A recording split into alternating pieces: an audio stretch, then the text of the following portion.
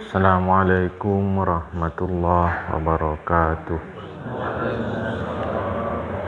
Alhamdulillahi rabbil alamin. Wassalatu wassalamu ala ashrafil anbiya'i wal mursalin, habibina wa maulana Muhammadin wa ala alihi wa sahbihi ajma'in.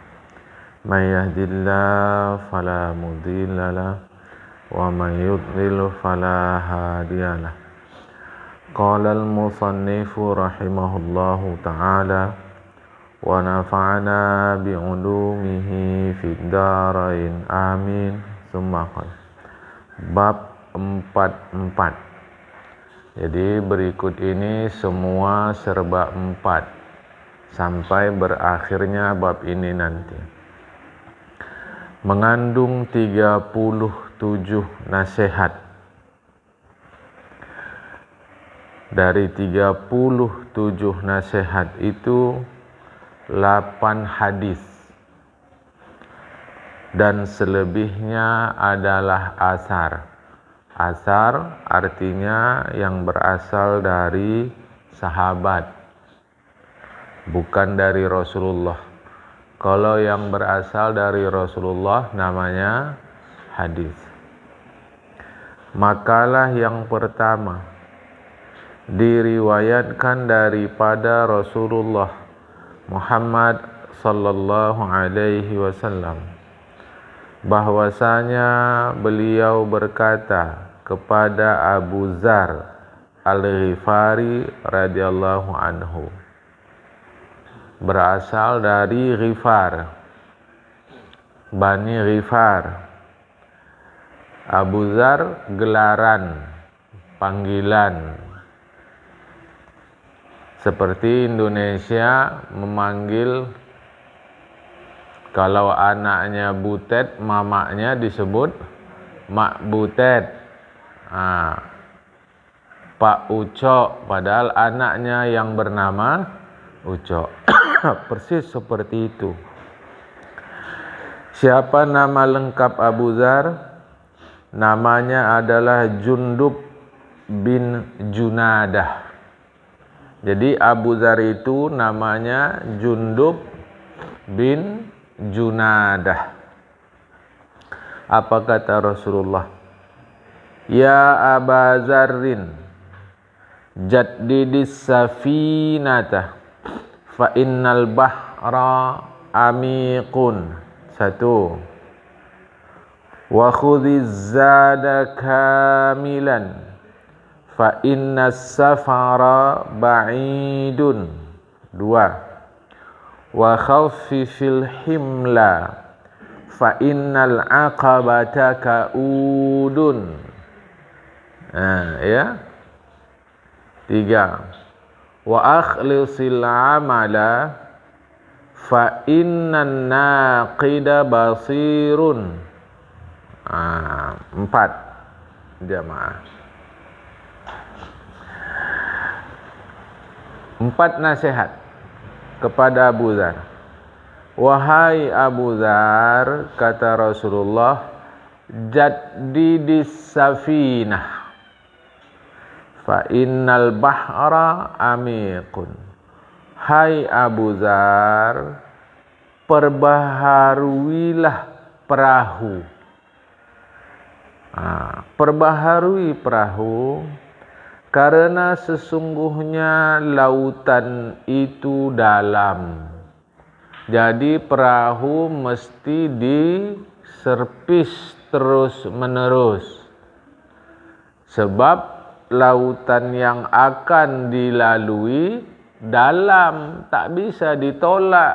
Andai kata bisa ditolak, okeylah. Ini tak bisa.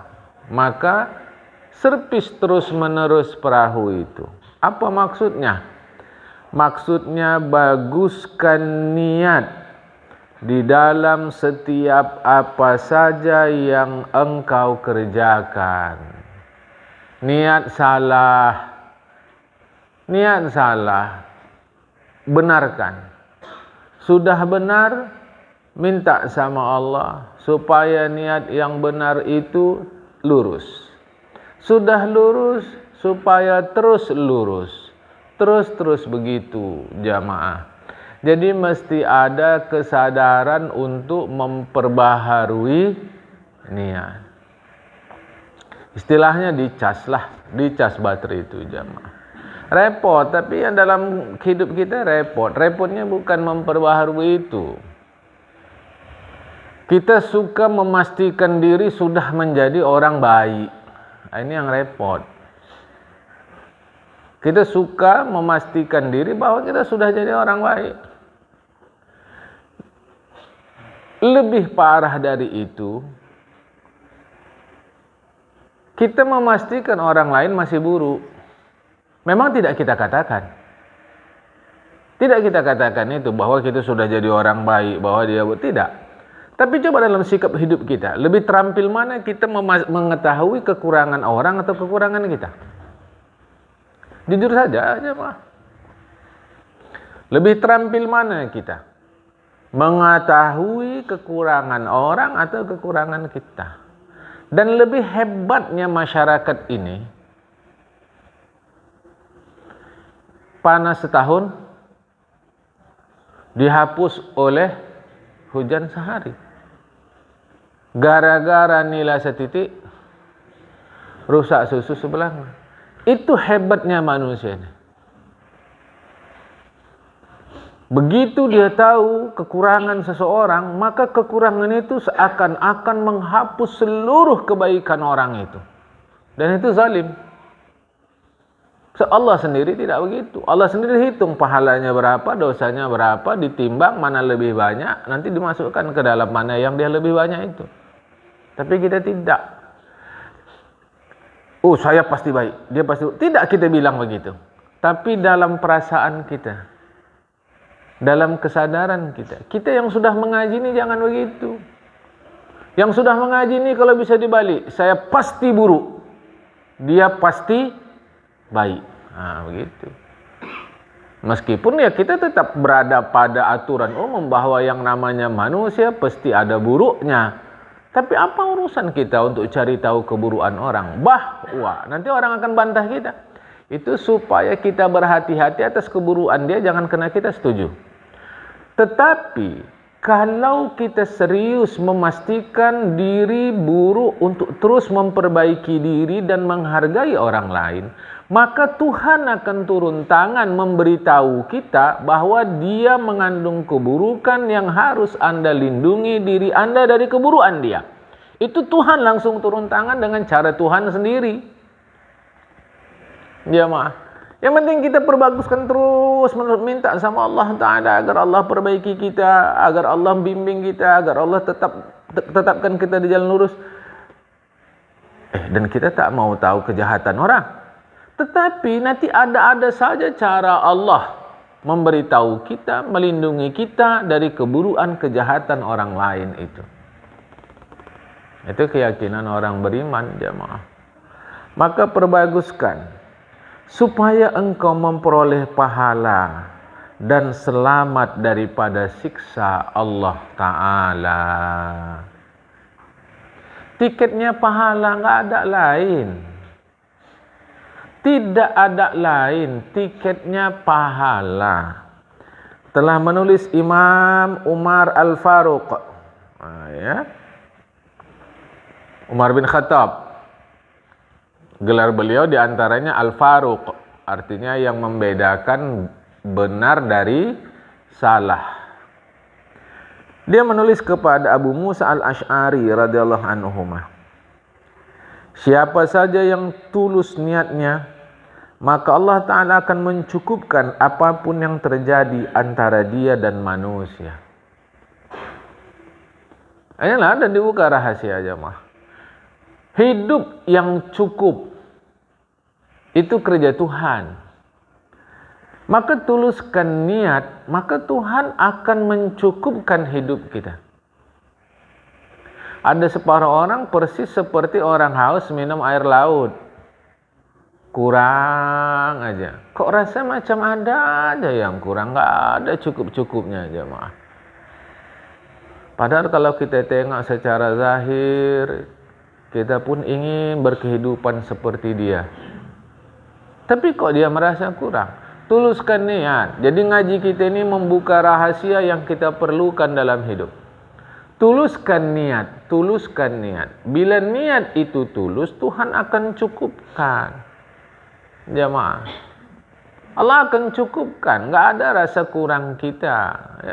Yang kurang cuma satu saja, pahala itu. Itu tetap ada. Allah akan kasih terus rasa kurang, buat lagi jemaah. Telah menulis Salim bin Umar Al-Khattab. Salim bin Umar Al-Khattab ini adalah anak daripada Abdullah bin Umar. Dia menulis kepada Umar bin Abdul Aziz, seorang penguasa dari dinasti Umayyah. Jamaah,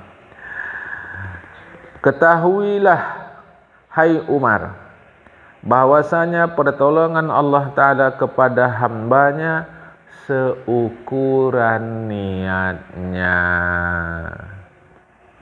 Pertolongan Allah kepada hambanya seukuran niatnya.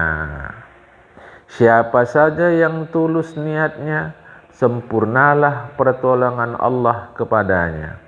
Dan siapa saja yang kurang niatnya, kurang pula pertolongan Allah Ta'ala seukuran itu. Kita ini lemah jemaah. Sekuat apapun kita ini lemah. Itu kan menurut agama. Oke, kita nggak pakai agama, tengok aja kenyataan hidup. Siapa makhluk yang paling kuat menurut dia, mental dia paling kuat. Pada titik tertentu nampaklah kelemahan dia. Dalam sejarah Indonesia kita bukan tanggung, bahkan Kennedy pun merasa takut terhadap dahsyatnya pidato Bung Karno. Sebuah negara kecil dalam pengertian kuasa, wilayahnya besar, bisa menggetarkan gedung PBB dengan pidatonya. Begitu hebat. Tapi akhirnya nangis juga. Ketika Jenderal Yani meninggal, nangis juga jemaah. Pak Harto juga begitu, puluhan tahun berkuasa, di ujung-ujungnya nangis juga, berlinang juga air matanya jemaah. Itu yang nampak. Presiden yang lain kita tak nampak jemaah. Saya mau menjelaskan kepada kita, sesungguhnya kita lemah. Karena lemah perlu penguat. Itulah Allah Subhanahu wa Ta'ala. Lah caranya tulus-tuluskan aja. Tulus itu cuma satu jemaah, pahala, nggak ada lain. Urusannya cuma satu aja, pahala aja, nggak ada timbang lain. Ini kawan saya ini, datanglah saya. Ini bukan kawan saya nih, tak datanglah saya. Untuk apa begitu?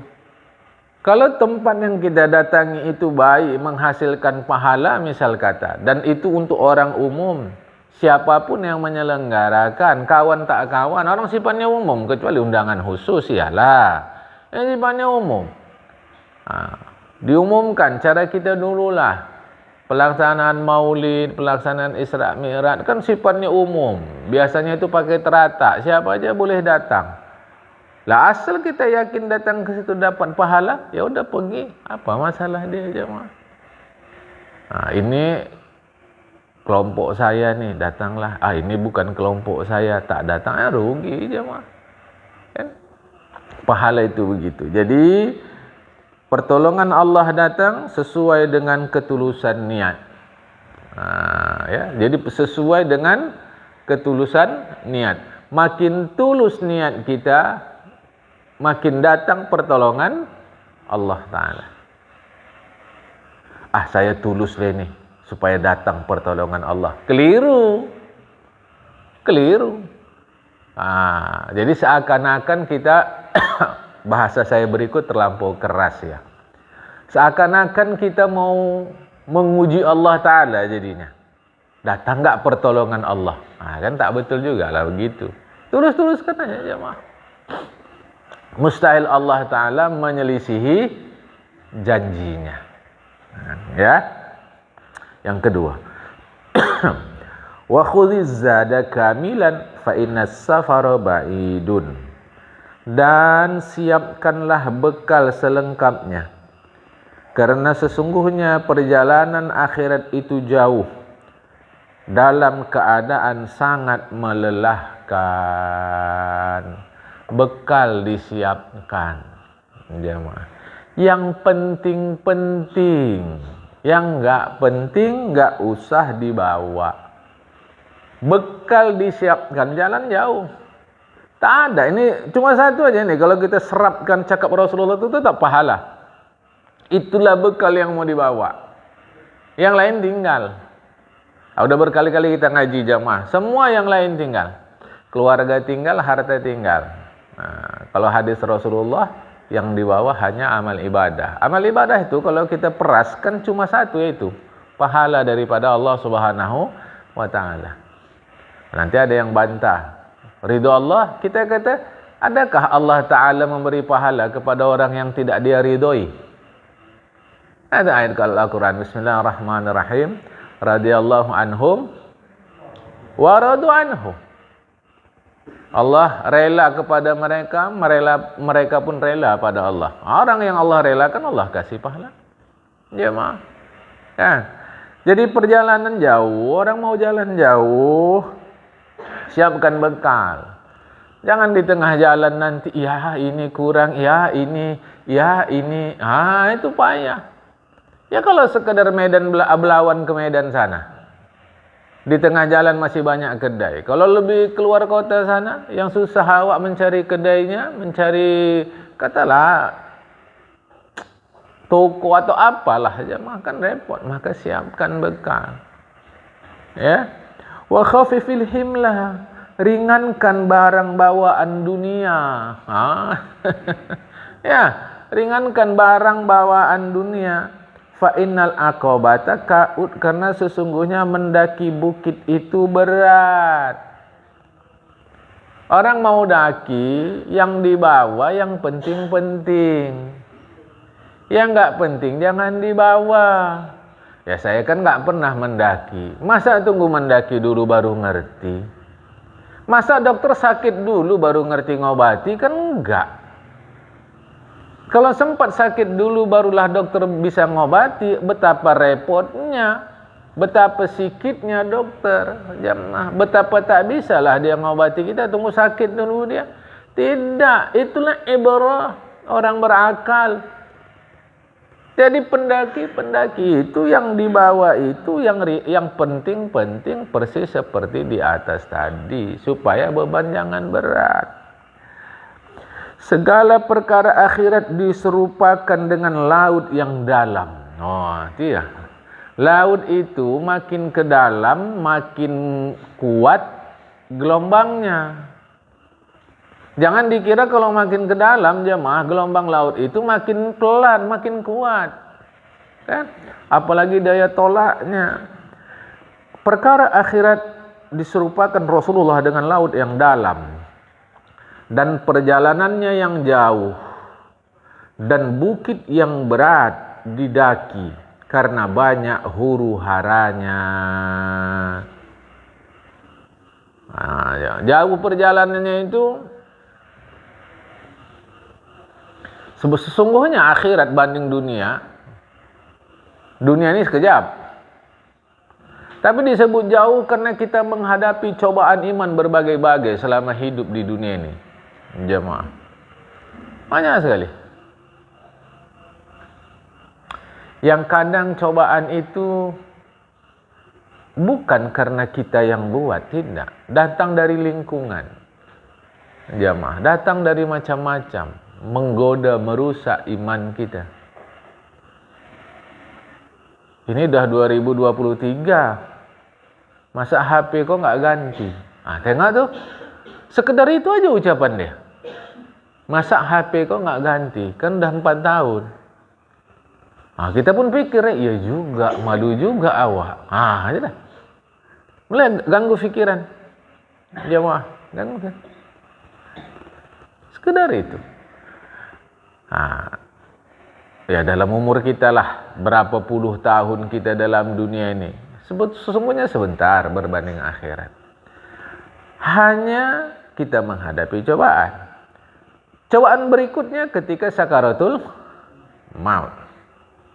Jadi kalau ada yang ingin melihat malaikat langsung, tak usah pakai doa-doa.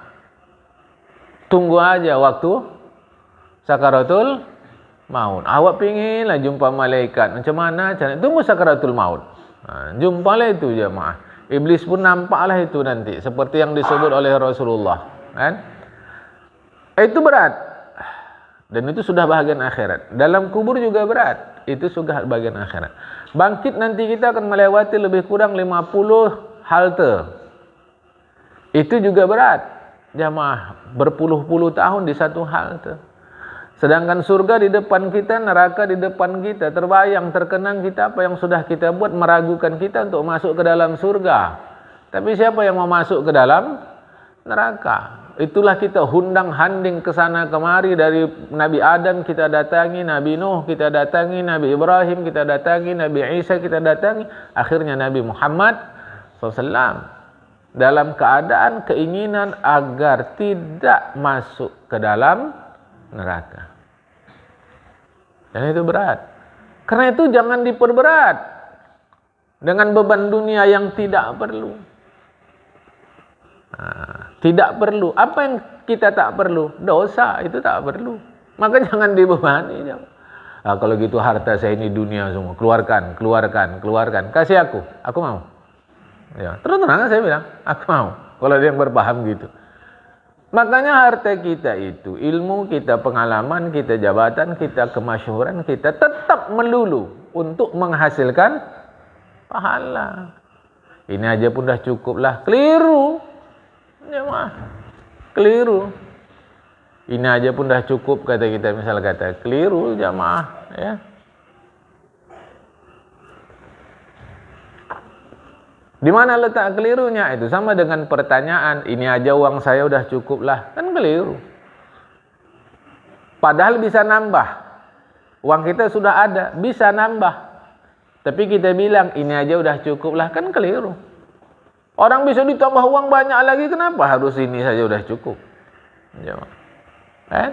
Jadi pahala terus menerus. Gunakan semuanya untuk cari pahala.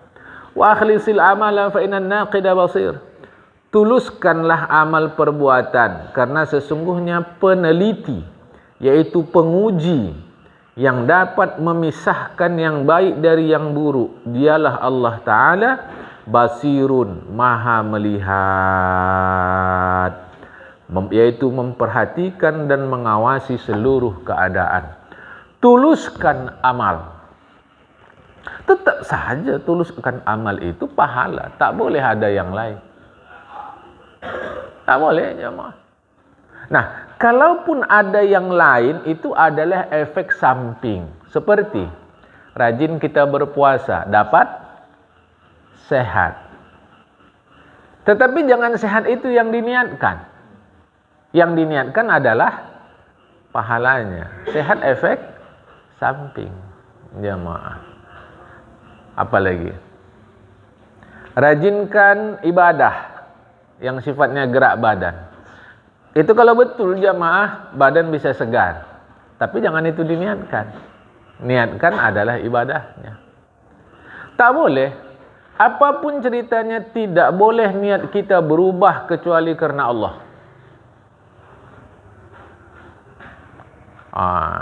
Ya. Ini saya mau. Itulah ikhlas. Termasuk kita yang menyampaikan pelajaran ini. Tidak boleh berubah niat kecuali karena Allah. Tidak boleh. Sama sekali. Tapi kalau anda enggak dikasih uang, mau enggak? Enggak mau. Loh, itu macam mana? Sebab kita transaksi tidak pakai ikhlas. Itu saja, jemaah. Saya mau menempatkan ikhlas itu jangan campur-campur. Ini sudah saya bagi tahu jamaah. Sudah berkali-kali kita sampaikan. Uang itu kepentingannya dalam rangka transaksi. Itu saja. Andai kata dalam kehidupan kita ini bolehlah bertransaksi membeli benda-benda itu menggunakan pahala, maka tak perlu lagi uang. Dan jangan lupa, seperempat cerita fikih adalah cerita muamalat, cerita uang. Tetapi bolehkah kita mengharapkan uang itu? Tak boleh. Sama sekali tak boleh. Yang kita harapkan mutlak cuma satu, yaitu pahala daripada Allah Subhanahu wa taala. Supaya jangan silap. Karena ada yang memahamkan ikhlas tak boleh terima uang. Loh, macam mana jalan ceritanya gitu loh. Jamaah. Itu jalan ceritanya macam mana? Belum lagi kalau masyarakat yang tempat kita memberi pelajaran itu memang orang yang berada. Yang hari-hari uang mereka itu digunakan untuk yang halal-halal tapi belum tentu menghasilkan pahala. Kan bagus kasih untuk kepentingan agama, jamaah. Ini jangan keliru. Ya, ini jangan keliru. Nah, jadi tempatkan sesuatu pada tempatnya. Tuluskan, niatkan semutlak-mutlaknya untuk mengharapkan pahala dari Allah Ta'ala. Berkata Abu Sulaiman Ad-Darani, berbahagialah siapa saja yang baik selangkah di dalam umurnya, tiada menginginkan kecuali ridha Allah Subhanahu wa taala. Ridho. Awak ridho aja kepada Allah jadi istri. Tapi kau dah dipukul laki kau, sabar aja awak demi ridho Allah. Ini bukan dapat ridho Allah. Salah total. Sebab ini orang membiarkan dirinya dizalimi oleh orang lain. Enggak boleh. Kalau gitu lawan laki, kita enggak ada urusan lawan melawan. Cuma tegakkan hak kita. Maka di dalam Islam, perempuan tidak punya hak talak, tetapi punya hak fasakh. Kita lahir besar di rumah ayah mak kita tak pernah begini. Kok di rumah laki kita dia pukul-pukul dia kita? Ridho aja awak untuk pahala. Salah. Tuntut fasakh. Apa fasakh? Talak. Cuma istilahnya tidak disebut talak. Talak itu hak daripada suami. Fasakh. Supaya kita lepas dari dia. Kenapa harus fasakh ke pengadilan? Karena kita mengambil perempuan ini pun pakai syarat. Ada wali, ada saksi, ada ijab, ada kabul. Kan nggak bisa begitu saja. Maka memfasakh pun nggak bisa begitu saja. Mesti diteliti oleh pengadilan. Ini cerita lurus lah, jangan cerita bengkok. Kalau cerita bengkok nanti aneh-aneh itu banyak jamaah. Ya. Awak kan untuk dapatkan pahala. Nggak dikasih makan sama laki tak apa-apa. Awak yang kerja. Perkara pahala kau itu kita tak ragu. Tapi membiarkan diri dizalimi. Yang wajib ngasih makan bini siapa jamaah? Suami. Kalau gitu yang wajib cari makan? Suami. Yang wajib kerja? Suami. Loh kok istri malahan? Ya kan apa salahnya awak bantu? Oh tak ada masalah. Kita tak ada masalah. Bahwa istri membantu suami untuk rumah tangga. Oh kita nggak ada kritik di situ. Tapi bukan itu. Kita para suami ini apa tanggung jawab kita kepada para istri? Jadi jamaah, tak izin saya tak bermaksud mengajari 5 berduri. Suami mencari nafkah itu untuk kepentingan ekonomi. Tapi istri yang bekerja itu untuk rekreasi semestinya. Jadi dia bekerja, jualan, si istri itu rekreasi dia, untuk bersenang-senang dia. Ini kan berubah udah sekarang nih. Suami kombur malutuk kedai kopi, mengurus jalan rusak, Yang cari makan bini. Tapi nanti kalau anak itu sukses disebut anak siapa? Anak suami. Kalau anak itu tak sukses disebut si anak. Kalau sukses dia, siapa yang dapat nama? Bapaknya. Kalau gagal dia, siapa yang dituduh? Itu adil tuh. Itu tak beres kok didik anak. Yang wajib didik anak itu suami, bukan istri.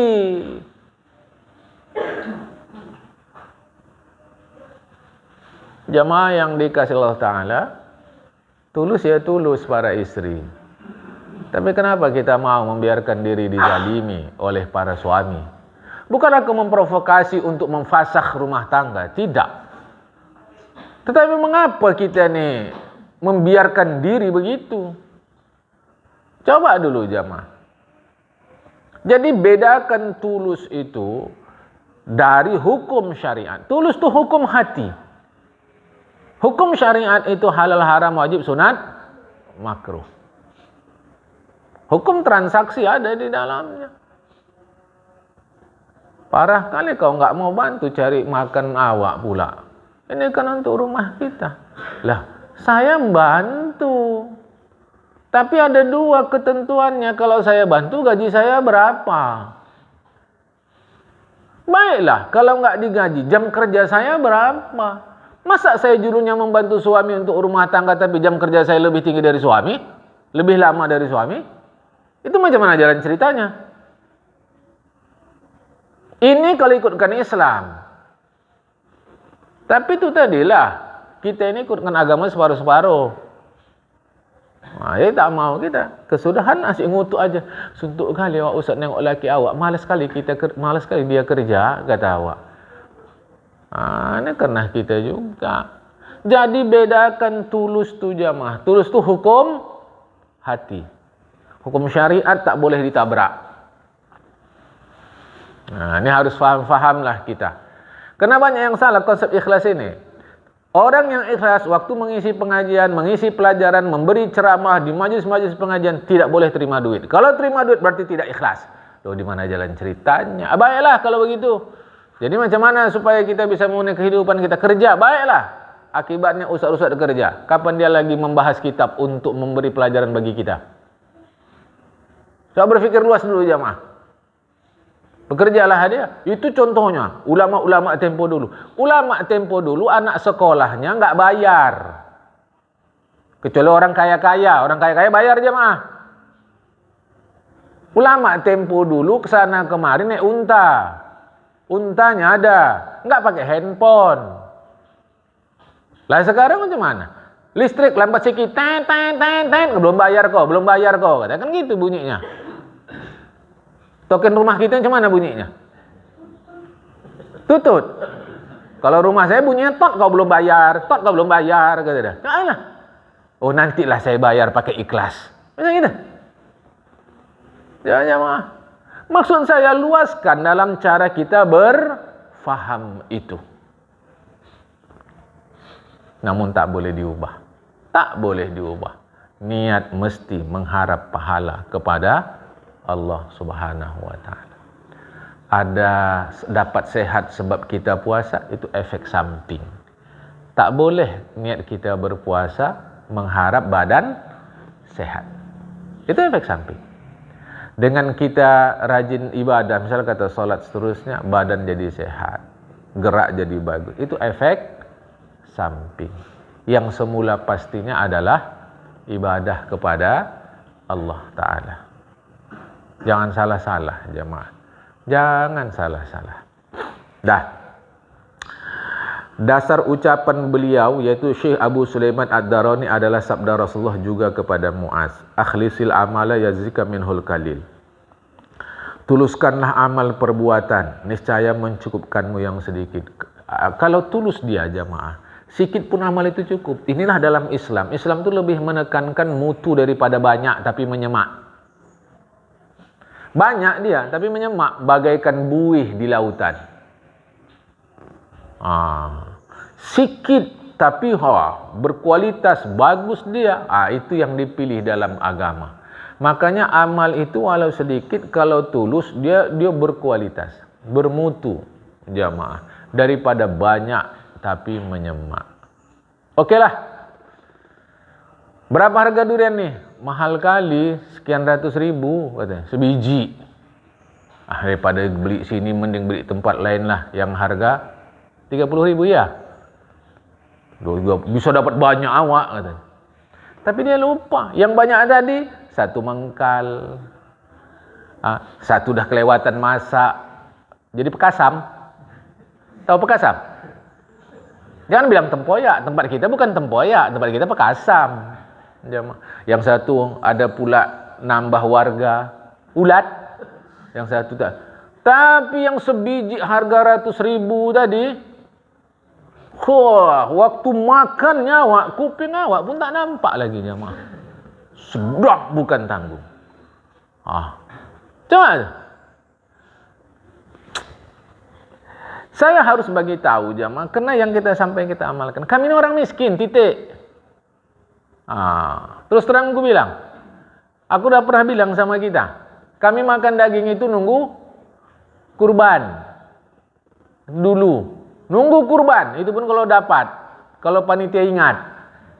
Habis itu dimasak berkali-kali supaya dapat lama. Tapi makku punya prinsip. Kalau beli sesuatu biar agak mahal sikit. Asal tahan lama.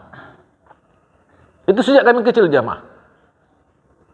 Asal beli apa-apa. Entah baju sekolah, entah sepatu sekolah. Biarlah agak mahal sikit. Asal tahan lama. Rupanya kualitas. Baliklah ke kaji tadi. Biar sikit amal, asal tulus kepada Allah Ta'ala, itu nilainya tinggi. Ini mau hati-hati jemaah. Jangan sembarangan. Ya. Berkata penyair, "Furidu 'ala nasi an yatubu lakinna tarka dzunubi aujabu. Wa sabru fi naibati sa'bun lakinna fauta sawabi as'abu. Wa dahru fi sarfihi ajibun lakinna ghaflatan nasi a'jabu. Wa kullu ma qad yaji'u qaribun lakinnal mauta min zaka aqrabu." Diwajibkan manusia bertaubat. Taubat enggak ada hubungan dengan umur sama tempat sama waktu. Nantilah udah tua awak baru taubat. Atau nantilah kalau masuk Ramadan awak taubat. Atau nantilah kalau pas umrah awak di Mekah depan Kaabah taubat. Enggak ada. Taubat hanya ada hubungannya dengan dosa. Siapa yang enggak punya dosa enggak usah taubat. Itu aja, jamaah. Diwajibkan manusia bertaubat. Tetapi meninggalkan perbuatan dosa lebih wajib. Bedanya kalau taubat setelah buat dosa. Kalau meninggalkan perbuatan dosa, maknanya kita tidak melakukan perbuatan dosa itu. Jamaah. Sabar saat ditimpa musibah cukup berat, tetapi hilang pahala lebih berat. Waktu yang berputar mengagumkan, tetapi lalai manusia lebih mengherankan. Mestinya jamaah, ini mestinya. Lepas dulu daripada angka tahun. Masuk tahun baru bergembira atau bersedih? Mestinya. Bersedih. Nambah umur, orang ulang tahun tepuk tangan bergembira. Wah, udah masuk sekian, tepuk tangan. Ini macam-macam lah dibuat. Mestinya menambah umur waktu ulang tahun sedih apa gembira? Bersedih. Itu maka disebut di sini. Yang bergembira itu lalai, tetapi lalai manusia lebih mengherankan. Makin dekat garis finish, pahala sikit, kok malah gembira. Saya tidak halangi orang yang mau bergembira, ria apapun sebabnya, itu hak masing-masing yang tidak boleh saya intervensi. Tetapi saya mau mengingatkan, kita berakal cerdas, makin dekat garis finish, pahala belum tentu cukup, tapi kok bersenang-senang. Ya nih jamaah. Bergembira ria. Yang lucunya macam kita udah ngaji-ngaji nih. Umur dah tinggi-tinggi, waktu masuk acara umur sampailah kata ada ulang tahun dia, bergembira-gembira, bersenang sana, bersenang sini, tepuk tangan sana, tepuk tangan sini, berpesta sana, berpesta sini. mestinya nangis sampai pingsan. Kenapa? Ada banyak hal yang harus saya selesaikan. Barang si Fulan pernah saya ambil, belum saya kembalikan. Karena sampai sekarang si Fulan tak tahu di mana. Mau dikasih sama orang, inilah belum kuat lagi hati ini. Pernah saya hutang sama dia, belum lagi dibayar. Pernah saya nyakiti dia. Itu saya bilang sama kita jamaah, jangan fitnah orang. Jangan. Berat itu urusannya di akhirat. Terus terang saja berat. Karena pada zohirnya, aku tak tahu dalam batin kita, pada zohirnya, kita ni malas sembahyang ni. Enggak lah. Baik. Semangatan mana kita subuh ni, kita sedang tidur nih, tidur. Sampai menjelang subuh tidur. Semangatan mana kita dengar suara azan sembahyang subuh atau dengar suara lonceng yang mengatakan, yang tidur kalau bangun dikasih 10 juta. Semangatan mana? Jujur sama diri sendiri. Aku nggak tahu kita, nggak tahu jamaah. Yang saya maksudkan adalah bukan itu. Yang saya maksudkan terlampau banyak yang harus kita selesaikan dalam pengertian pahala dan dosa. Itunya maksud saya. Ayolah masing-masing. Berapa banyak salah kita sama istri? Berapa banyak salah kita kepada suami? Kalau ada anak durhaka, mengapa tidak ada orang tua yang durhaka atau celaka kepada anak? Apa kita udah jadi nabi nggak punya salah kepada anak? Sehingga kalau Idul Fitri yang dituntut anak minta maaf sama orang tua. Kenapa kita tidak minta maaf sama anak kita? Ini, bentar ya, saya izin jemaah. Bismillah.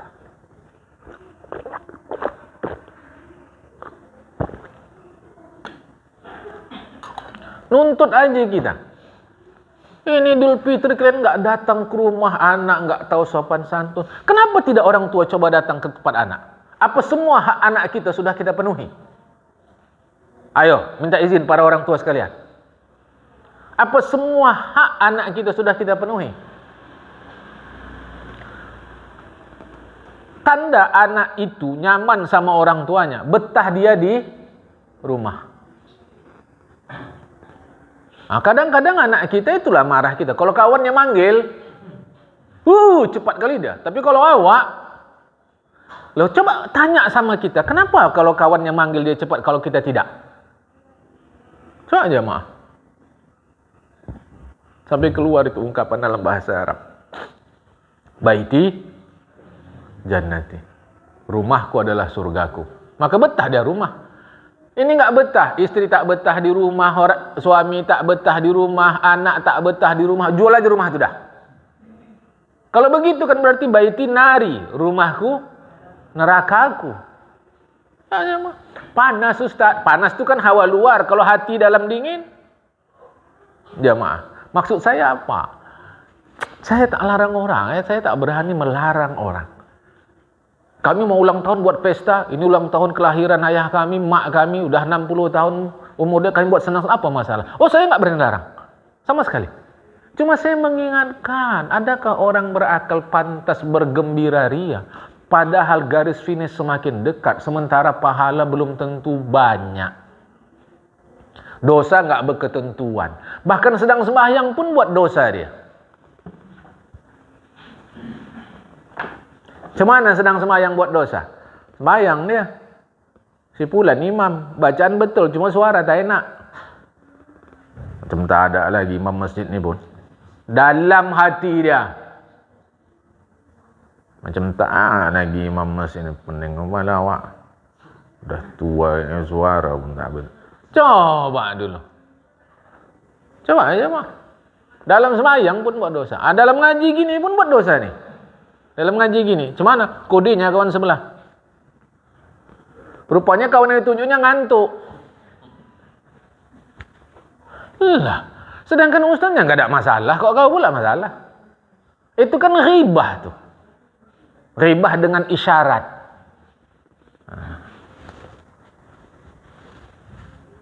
Ada yang sebelah? memang pengantuk tu. Pantaslah aku mana. Maka malas aku duduk dekat dia. Itu belum parah, kejap lagi ngences lah tu. Hayo yo. Sedang ngaji pun ribah. Itu maksud saya jemaah. Jangan nanti disalahfahami kok diurusnya pula awak mau gembira-gembira suka awak. Oh iya, saya tak masuk situ. Saya hanya sedang mengingatkan. Sesungguhnya garis finish makin dekat. Itu saja. Kalau gitu nggak boleh gembira-gembira, berarti kita lebih hebat dari Nabi Muhammad SAW. Rasulullah bergembira, berlomba lari sama istrinya Aisyah. Coba dulu jamaah.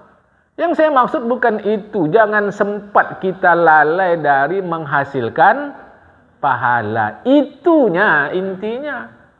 Rasulullah lomba lari sama Aisyah jamaah. Masa lomba lari itu sedih? Coba dulu. Sambil lomba lari Rasul sama Aisyah nangis-nangis Rasulullah. Kan tak mungkin. Bergembira Rasulullah. Bersenyum Rasulullah. Hanya maknanya adalah melulu dari pahala ke pahala. Jangan sempat lalai kepada Allah Subhanahu wa ta'ala. Setiap yang datang terasa dekat, tetapi mati lebih dekat daripada itu. Itu syair tadi. Setiap yang datang terasa dekat, tetapi mati lebih dekat dari itu. Jangan dikira mati jauh. Yang paling jauh masa lalu. Kalau saya sebut masa lalu, terbayang 20-30 tahun akan datang. Tidak. Sekarang ini pukul 7 kurang 10. Maka pukul 7 kurang seperempat itu masa lalu. Itu jauh kali udah. Apa buktinya? Coba jemput balik 7 kurang seperempat tadi kalau bisa. Itulah maknanya masa lalu jauh. Yang paling dekat mati. Jadi siapa yang mau jumpa malaikat, matilah. Jumpa itu. Itu nggak pakai amalan jamaah. Nggak pakai amalan. Asal datang masanya, selesai.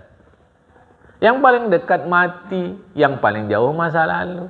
Tapi kita merasa mati itu jauh. Masih sehat lagi awak lah, lama lagi. Israel datang.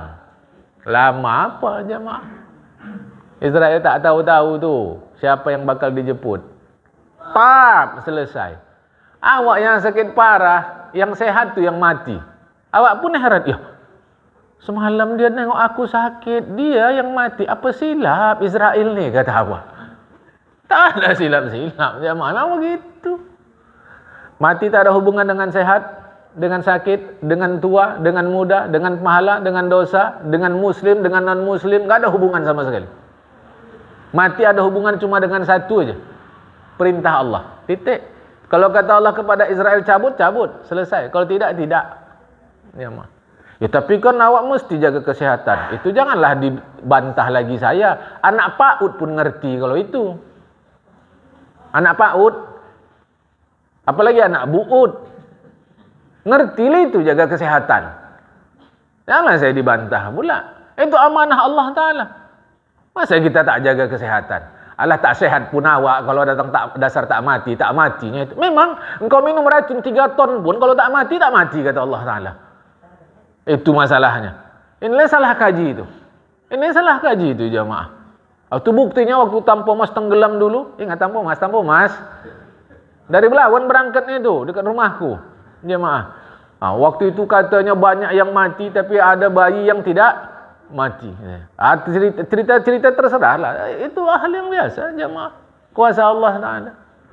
Yang pandai-pandai berenang mati. Justru wak ni yang enggak pandai berenang gemuk pula lagi, enggak mati katanya. Memang begitu rahasia Allah Ta'ala. Tapi tetaplah jaga kesehatan kita, tetap semuanya diperhatikan jemaah. Okey? Waktu yang berputar mengagumkan, maksudnya waktu yang senantiasa berubah dengan segala kejadiannya sungguh mengagumkan. Ya, kita teruskan. Dari Anas, satu hari Rasulullah keluar rumah. Beliau memegang tangan Abu Dzar sambil bersabda, "Ya Abu Dzar, a'alimta anna baina aydina aqabata ka'udan la yas'aduha ilal mukhiffuna aqabatan ka'udan." Jamaah. Itu bukan akobata, pakai tanwin. Akobatan. Qala rajulun ya Rasulullah, aminal mukhaffina am ana minal musqilina? Itu bukan muskilina, musaqqilina. Ya, yang megang Arab jemaah, ya, yang bahasa Arabnya itu. Qala indaka tu'amu yaumin? Qala na'am. Faqala rasulun wa tu'amu ghadin? Qala na'am. Faqala Rasulullah sallam wa tu'amu ba'da ghad? Qala la. Ya. Qala la. Faqala Rasulullah sallam law kana indaka tu'amu sal ayyamin kunta minal musaqqirina.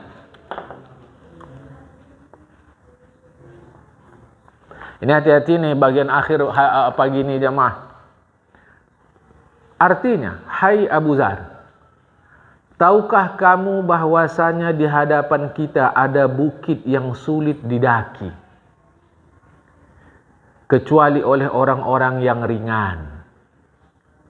Bertanya seorang lelaki, duhai Rasulullah. Jadi bukit itu berat, sulit untuk didaki kecuali bagi orang-orang yang ringan. Lantas ada yang bertanya, sahabat bertanya, ya Rasulullah, duhai Rasulullah, apakah saya termasuk yang ringan atau yang berat? Rasulullah bertanya, apakah kamu memiliki makanan persiapan hari ini? Jawabnya, iya. Kemudian Rasulullah bertanya, makanan besok? Ada udah kau siapkan? Kau simpan? Jawabnya, iya. Kemudian Rasulullah bertanya, makanan untuk lusa? Ada kau simpan? Makanan betul ini jamaah? Jawabnya tidak. Kemudian Rasulullah bersabda, kalau kau memiliki persiapan makanan untuk 3 hari, maka kau termasuk orang-orang yang berat. Apa maksudnya ini jamaah? Khawatir atas rezeki Allah Ta'ala, termasuk yang berat. Tetapi tetap tepuk dada, tanya iman. Di sini nanti ada persoalan jamaah. Jadi kalau gitu kami beras untuk sebulan, salah lah itu. Kalau ikutkan ini salah. Jelas salah total. Rasulullah cuma bilang 2 hari. Ini tak salah, anda betulin jamaah. Tetapi balik tepuk dada, tanya iman. Kalau awak nggak persiapkan nanti macam mana? Kata kita. Saya tak salahkan. Itulah level iman kita. Jamaah. Saya hanya dengar cerita, tak pernah jumpa, sama sekali tak pernah jumpa. Dengar cerita aja jamaah. Ada guru ngaji. Guru ngaji alif. Asal dikasih duit, hari itu habis, tak pernah singgah di rumah. Asal kasih duit, hari itu habis, tak pernah singgah di rumah. Untuk besok dia tak pikir, matinya husnul khatimah. Harum jenazahnya jamaah. Itu kejadian bukan tahun 40-an. 80-an, 90-an seingat saya. Jamaah. Itu dia. Jadi kita ikut dulu hadis ini secara literally. Yang terbaik adalah seperti Rasulullah sebut, cukup persiapan 2 hari. Jamaah. Ini awak sampai untuk macam-macam itu kan. Nanti awak bilang nanti awak kena pecat dari sini, ya kan, jemaah. Ini dia. Tidak, kata si fulan, saya harus nyimpan. Oke, kalau gitu supaya nggak masuk sini apa niat? Niatkanlah yang kita simpan seakan-akan kita baitul mal. Kalau ada orang perlu, kita bantu. Mudah-mudahan itu membantu kita tak masuk sini, tak masuk yang dilarang ini jemaah. Mudah-mudahan. Tapi kalau tak bisa juga, paham-pahamlah surga mana kita masuk. Jemaah, paham-pahamlah surga mana kita masuk. Tepuk dada tanya iman. Tepuk dada tanya iman. Ini kena makin ke ujung nanti ini, makin apa kajinya nih? Makin apa lah aku bilang ya. Pokoknya makin apa aja lah ke ujung nih. Gajinya makin apa? Nanti kalau apa kali kita,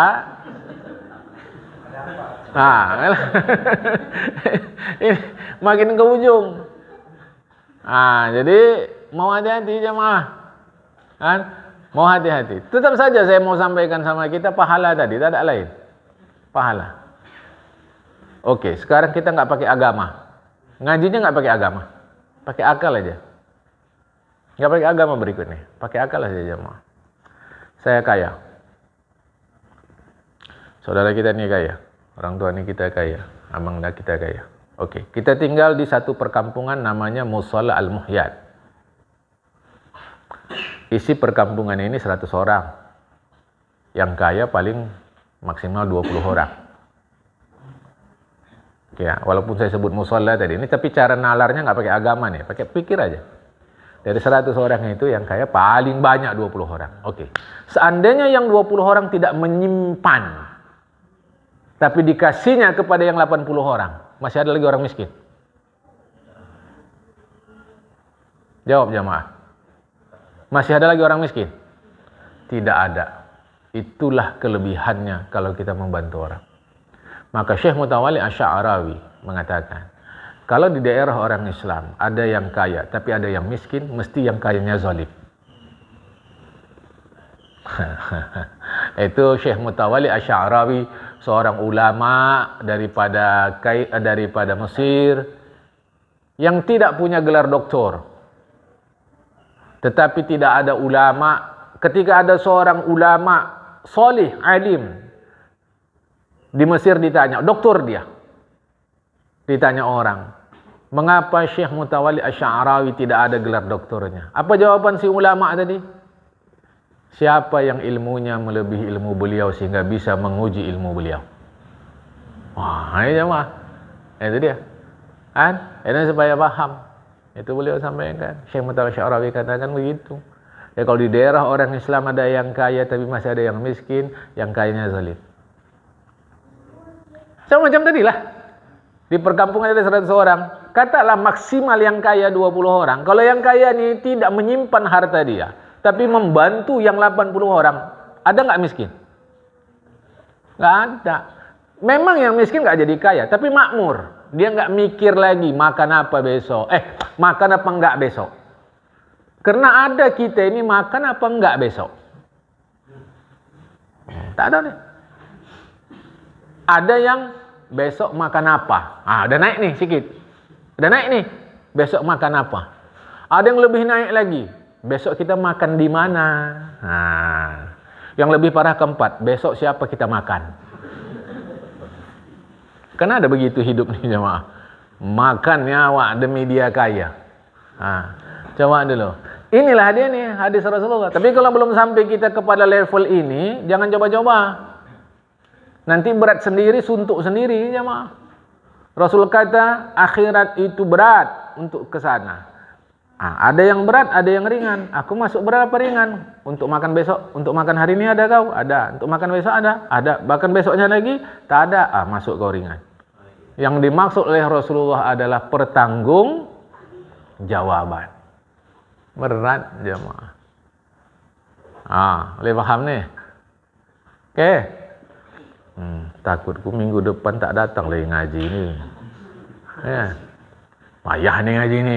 Tidak. Seluruh awak. Makalah kedua akan datang.